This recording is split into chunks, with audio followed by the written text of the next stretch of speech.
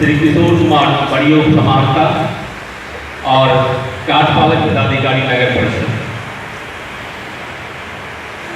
उद्घाटन के पश्चात हम अब जिला पदाधिकारी महोदय से निवेदन करते हैं कि 2 शब्दों से प्रतिभागियों को आशीष देने की कृपा करेंगे।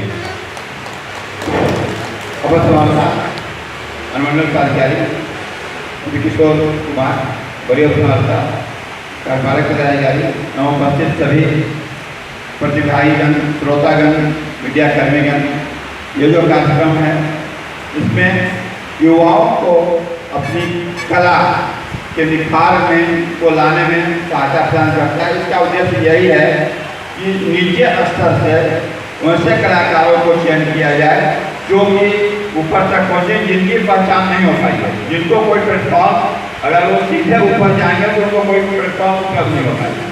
लेकिन अगर वो इसके द्वारा जाएंगे, क्योंकि यहाँ पर चयनित होंगे, वो जो चयनित होंगे वो अपने पंचायत, प्रखंड और अपने मंडल से चयनित होकर आए हैं, यहाँ से चयनित होकर जाएंगे तो उनको सीधे राज्य स्तर पर अपने विधान को साबित करने का मौका मिलेगा, ताकि वो अपने विधान जिसमें उनको जानकारी वो साबित करके आगे बढ़ सके। ये बहुत ही अच्छा कार्यक्रम है।